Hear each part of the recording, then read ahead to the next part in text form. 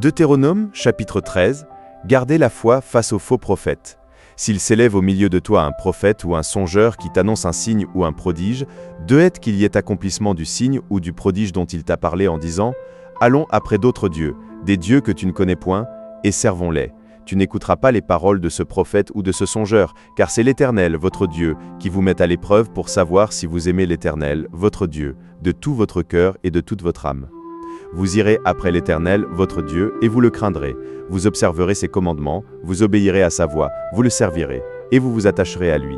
Ce prophète ou ce songeur sera puni de mort, car il a parlé de révolte contre l'Éternel, votre Dieu, qui vous a fait sortir du pays d'Égypte, et vous a délivré de la maison de servitude, et il a voulu te détourner de la voie dans laquelle l'Éternel, ton Dieu, t'a ordonné de marcher. Tu ôteras ainsi le mal du milieu de toi.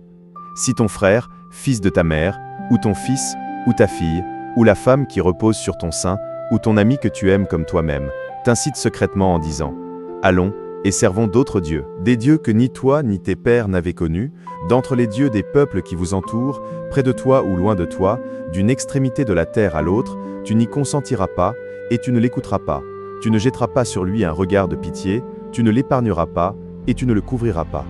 Mais tu le feras mourir. Ta main se lèvera la première sur lui pour le mettre à mort, et la main de tout le peuple ensuite. Tu le lapideras, et il mourra, parce qu'il a cherché à te détourner de l'Éternel, ton Dieu, qui t'a fait sortir du pays d'Égypte, de la maison de servitude.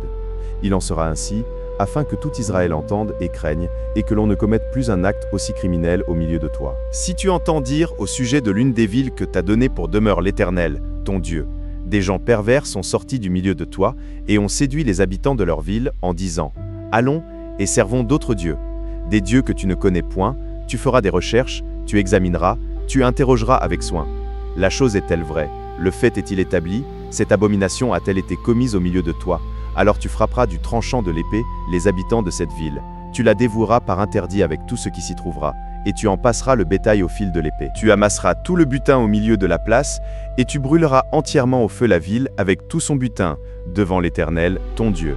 Elle sera pour toujours un monceau de ruines, elle ne sera jamais rebâtie. Rien de ce qui sera dévoué par interdit ne s'attachera à ta main, afin que l'Éternel revienne de l'ardeur de sa colère, qu'il te fasse miséricorde et grâce, et qu'il te multiplie, comme il l'a juré à tes pères, si tu obéis à la voix de l'Éternel, ton Dieu, en observant tous ces commandements que je te prescris aujourd'hui, et en faisant ce qui est droit aux yeux de l'Éternel, ton Dieu. En résumé, Moïse met en garde contre 3 types de séducteurs. Le faux prophète qui fait des signes, mais détourne vers d'autres dieux, le proche parent qui pousse à l'idolâtrie en secret, et la ville entière qui se laisse corrompre. Le peuple doit rester fidèle à Dieu seul, même face aux prodiges. Méditons, un signe miraculeux ne suffit pas à authentifier un message. Le critère ultime n'est pas le prodige, mais la fidélité à Dieu et à sa parole. Dans un monde de prodiges spectaculaires et de faux évangiles séduisants, l'ancrage dans la parole de Dieu est notre seule protection. Prions, Père, donne-moi le discernement pour reconnaître la vraie voix de Dieu au milieu des voix qui séduisent.